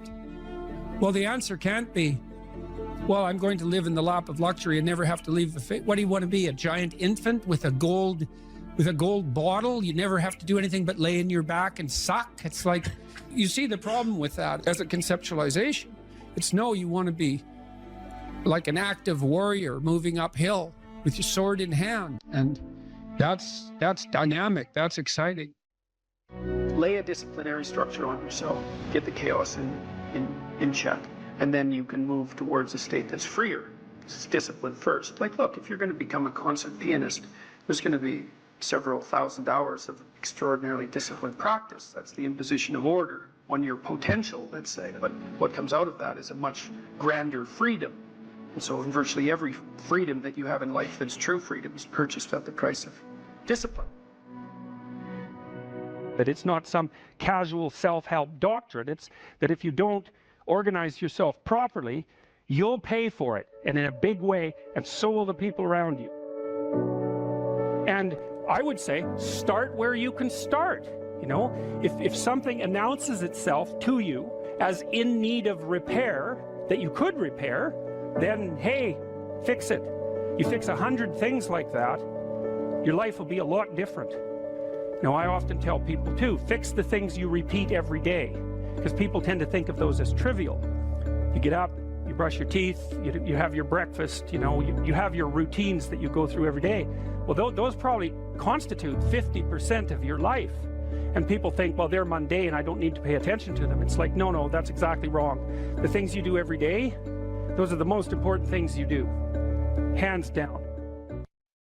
People are afraid of the truth because often if you reveal it, it causes conflict in the moment. Telling the truth is definitely an adventure. Seeking for sure, but also telling. Another way of going about it is to just say what you think and see what happens. That's an adventure because you don't know what the outcome is going to be. So look, there's this old idea that it's necessary to have faith in the truth.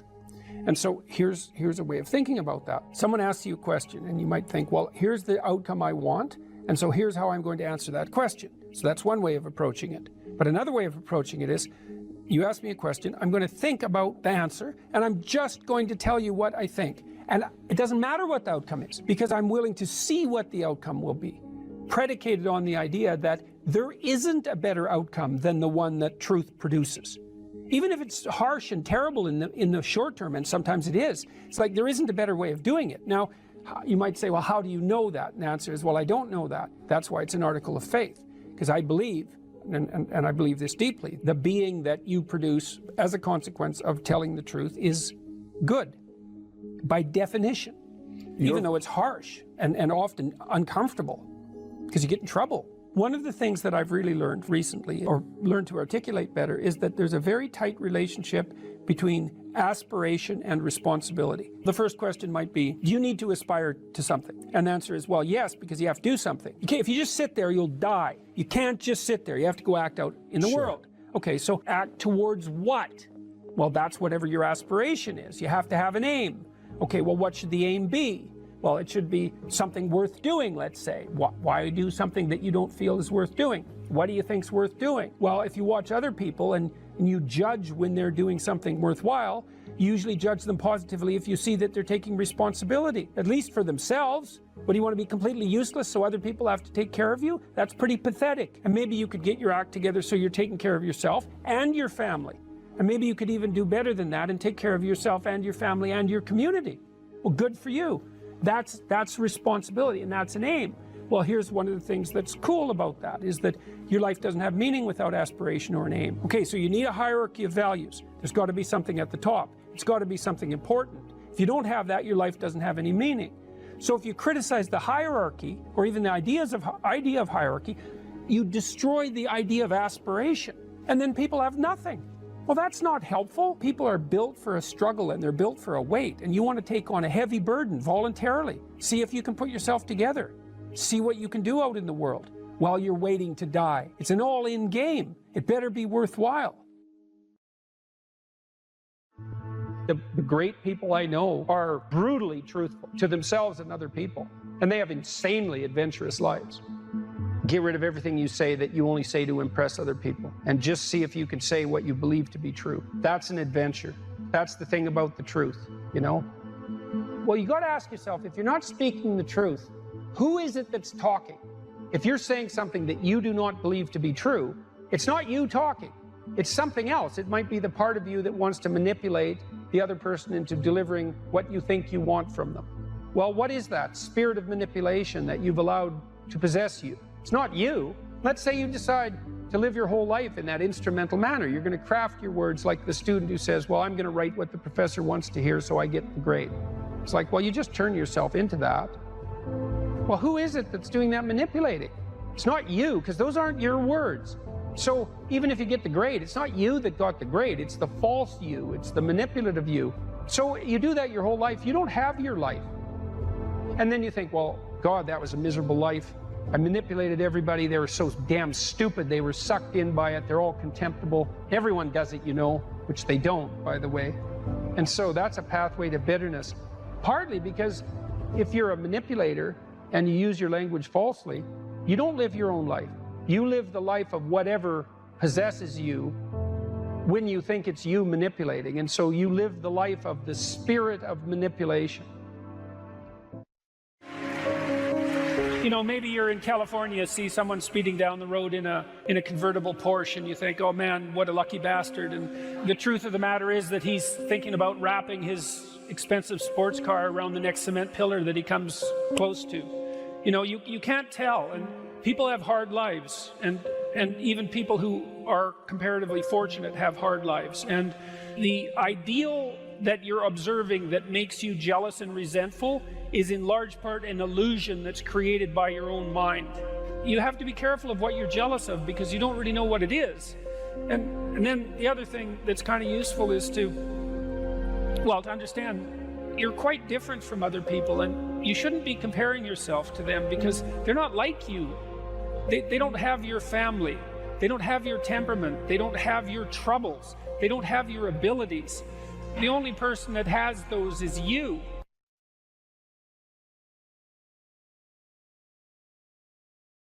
The Greeks had the maxim, know thyself. How do we come to know ourselves in terms of our personalities and, more importantly, potential? Well, one of the first ways to come to know yourself is to understand that you don't. You know, you can learn to kind of watch yourself like you're watching a stranger. You have to adopt a position. It's a position of radical humility, I would say. Humility in two senses. So one sense would be the humility of recognizing your ignorance. So you have to understand that you don't know who you are. That's not easy to understand, because you think you know, but then, you know, you remember you can't control yourself very well. You're not very disciplined. You're full of flaws. Maybe you don't know yourself as well as you think, but it's hard to get low enough to understand how deeply it is the case that you are ignorant about who you are. Now, there's an upside to that too, which also is that you're also ignorant about who you could be. And so the discovery of that, you know, is some reward for the horror of determining who you actually are. And then I would say, well, then you watch yourself. You watch yourself like you're watching a stranger. You watch what you say and you listen. And you think, well, what sort of person would say that? And how am I reacting emotionally when I'm communicating in that manner? Is that making me feel stronger or weaker? Is it filling me with shame? Is it helping my confidence? Am I laying out a lie? Am I deceiving myself and other people? Am I adopting this personality at parties that is designed to impress and to amuse, and it comes across as nothing but self-centered narcissism? What are my dark fantasies? What are my aggressive fantasies? What is it that I'm willing to do? What am I interested in so that I'll spontaneously pursue it? What do I procrastinate about and why? What am I unwilling to do? What do I think is good? What do I congratulate myself for accomplishing? And what do I berate myself for failing to confront and to implement? Those are all incredibly complicated questions, and you don't know the answers to them. So that's a start. And then in terms of potential, well, you'll discover a little bit more about your potential as you discover who you are, especially the darker parts of yourself, because then you discover your potential for mayhem. There's some real utility in that. It's actually something that strengthens you, because the first thing that a realization like that can in fact produce is the ambition to incorporate that dangerousness into a higher order personality. And that can make you implacable. That can make you someone who can say no when you need to say no. You know, that can make you someone who won't avoid necessary conflict. And so that's unbelievably useful. And so that's one of the potentials that you might discover. The other thing you do to discover your potential is to, well, you challenge yourself. You know, it's like Rule 4 in my book, 12 Rules for Life, is compare yourself to who you were yesterday and not to who someone else is today. And that's kind of a good way to start this. It's like, well, take a bit of a look at yourself and think about what's not so good that you could improve, that you should improve by your own standards, and that you would improve, you know, and set yourself a little goal. You know, maybe you're not studying at all at your university. Or maybe you're at work and you've got this stack of paper there, you know, and you haven't looked at that damn stack for like a month, and you know that you should be. And you're bothering yourself at night because you're avoiding that. You think, well, I've avoided that stack of paper completely for 1 month. I'm quite a coward when it comes to whatever snakes might be hidden in that stack of paper. How about tomorrow I just like put that stack of paper in front of me on my desk and I glance through it for 15 seconds. See if I can do that. It's like, well, you set yourself a goal of improvement. You know, it's a humble goal, because really, are you such a coward that the best that you can bloody well manage after a month of avoidance is 15 seconds of exposure to a stack of paper? You know, it could easily be. You've been avoiding it. You're obviously afraid of it. And so the situation could be that dismal and dire. And you might think, well, geez, it's no balm to my ego. It's not fostering the strength of my ego to recognize in myself someone who could only withstand 15 seconds of exposure to that thing I'm afraid of. And so that's a form of humility too. It's like, there's things you could do to improve, and you know what they are. And there's small steps that you could take, that you might take, that would put you in that direction. And then the question is, are you big enough to take those small steps? You know, are you capable of grappling with the fact that you're fundamentally flawed to the point where you have to break things down into almost childlike steps in order to manage them? And the answer to that is, yeah, you are. And that's the lot of, I don't know if it's the lot of everyone. Most people have things they avoid, you know, and they're afraid of. So I would say to some degree, it's the lot of everyone. People vary in the degree to which they've conquered that. And you do meet people from time to time who are extraordinarily disciplined. But most of the time they've got disciplined in exactly this manner. It's through slow incremental improvement. And then you challenge yourself. It's like, well, could I do this? That would be better. Then you find out, and then you think, well, is there something slightly larger and more challenging that I could do that would be better? And you try it and you find out. And as you try it and you find out, generally you get better at it, and you can take on larger and larger challenges. You know, you take responsibility for yourself. That's part of standing up straight with your shoulders back. It's like, take on the world, man, but only at the level that you can manage. You know, when you're ignorant and biased and deeply flawed and immature, it's where everyone starts. You don't want to bite off more than you can chew, but it doesn't mean that you can't wrestle with part of reality. You know, some part that's small enough so that you have a good shot at victory. And to put yourself together, the first steps towards that is to allow yourself to be a fool, right? It's because you don't know what you're doing. You have to admit that. And there's going to be a loss of ego or destruction of ego, arrogant ego that necessarily accompanies that. But you need the loss of that arrogant ego, because it's precisely what's interfering with your movement forward. You know, it's part of the adversarial process, mythologically speaking, that stops moral progress. You're too proud of who you think you are to notice what you're like so that you could change properly. You don't want to sacrifice that part of yourself. It's probably associated with some delusion that helps you maintain a positive, although very fragile self-image, you know, in the absence of genuine effort. It's not to be recommended. You know yourself by watching and paying attention. It's watching like you're a snake. A snake watches like cold-bloodedly, with no emotional reaction, just to see what's there. It doesn't allow, symbolically speaking, doesn't allow what is wanted or desired to interfere with what is observed. So you watch yourself like that, as if you don't know who you are. Well, that's the beginning. And then you challenge yourself continually to see how far past yesterday you can push today and tomorrow, and to continually experiment with expanding the domains not only of your competence, but of your ability to increase that competence. And the upper limit to that is proportional to the moral effort that you put into it.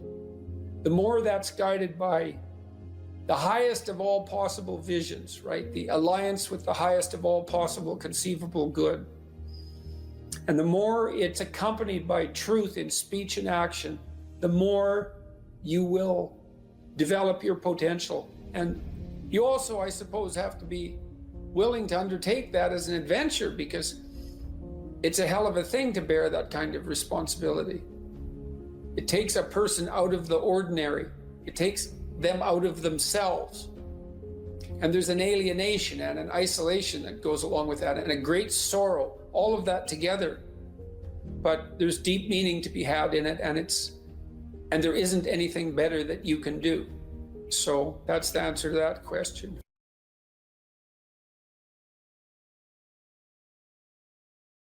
What could you do to improve yourself? Well, let's step one step backwards. The first question might be, why should you even bother improving yourself? And I think the answer to that is something like, so you don't suffer any more stupidly than you have to. Accept responsibility for the catastrophe of your life. And that way you transcend it. And there's an unbelievably hopeful message in there. And the message is, you're actually strong enough to do that. You just don't know it. And you won't find out till you do it. You can't find out till you do it. But if you did it, you'd find out that it was true. Bargain with the future. Wow, that's just, what an idea that is. You know, it's so unlikely. It's a massive risk. It's the ultimate in risks, right? You have to be willing to lose your life in order to find it. But you're willing to forego today's pleasure for tomorrow's advantage. And that's what sacrifice is. And I would say, start where you can start. You know, if something announces itself to you as in need of repair, that you could repair, then, hey, fix it. You fix 100 things like that, your life will be a lot different. If I wanted to spend 10 minutes making this room better, what would I have to do? And you have to ask yourself that, right? It's not a command, it's like a genuine question. And things will pop out in the room that you know, there's a stack of papers over there that's kind of bugging you, and you know that maybe a little order there would be a good thing. There's some rubbish behind your computer monitor that you haven't attended to for like 6 months, and the room would be slightly better if it was a little less dusty and the cables weren't all tangled up the same way. And if you allow yourself just to consider the expanse in which you exist at that moment, there'll be all sorts of things that'll pop out in it that you could just fix. So life is brutal, and what you have to set against that is possibility.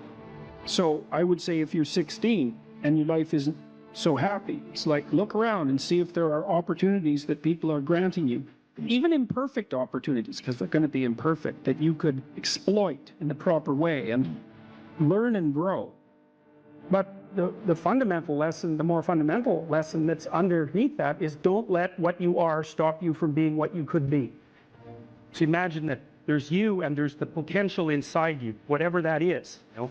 And potential is an interesting idea because it represents something that isn't yet real, yet we act like it's real. And that potential is partly what you could be if you interacted with the world in a manner that would gain you the most information. You take yourself and you put yourself in a new environment. New genes turn on in your nervous system. They encode for new proteins. And so you're full of biological potential that won't be realized unless you move yourself around in the world into different challenging circumstances, and that'll turn on different circuits. You know, I often tell people too, fix the things you repeat every day, because people tend to think of those as trivial. You get up, you brush your teeth, you have your breakfast, you have your routines that you go through every day. Well, those probably constitute 50% of your life. And people think, well, they're mundane, I don't need to pay attention to them. It's like, no, that's exactly wrong. The things you do every day, those are the most important things you do. Hands down. All you have to do is do the arithmetic. You figure it out right away. So 100 adjustments to your broader domain of being, and there's a lot less rubbish around and a lot fewer traps for you to step into. Once you've got your mind and your emotions together, and once you're acting that out, then you can extend what you're willing to consider yourself and start fixing up the things that are part of your broader extent. While you're experiencing things announce themselves as in need of repair, doesn't mean that it's you right then and there that should repair them. You have to have some humility. You don't walk up to a helicopter that isn't working and just start tinkering away with it. You have to stay within your domain of competence. But most of the time, if people look at their lives, it's a very interesting thing to do. I like the idea of the room, because you can do that at the drop of a hat. Go back to where you live and sit down and think, okay, I'm going to make this place better for half an hour. What should I do? You have to ask and things will just pop up like mad. And it's partly because your mind is a very strange thing. As soon as you give it a name, a genuine aim, it'll reconfigure the world in keeping with that aim. That's actually how you see to begin with. And so if you set it a task, especially, you have to be genuine about it, which is why you have to bring your thoughts and emotions together, and then you have to get them in your body so you're acting consistently. You have to be genuine about the aim, but once you aim, the world will reconfigure itself around that aim, which is very strange. And it's technically true. And so I think that you can, in fact, decide to take on the load that's optimally meaningful if you want, and then you get to have your cake and eat it too. You're on the pathway to continual incremental improvement. You only have to burn off a feather at a time instead of having the whole bloody thing burst into flames. It's a constant source of renewal. And there's an idea that to be renewed, you have to drink the water of life. That's an old mythological idea. Chaos is water. Water is chaos. Water is what washes away too much order. And to stay continually refreshed by the water of life is to take on exactly the right amount of chaos to make sure that your garden is properly nourished.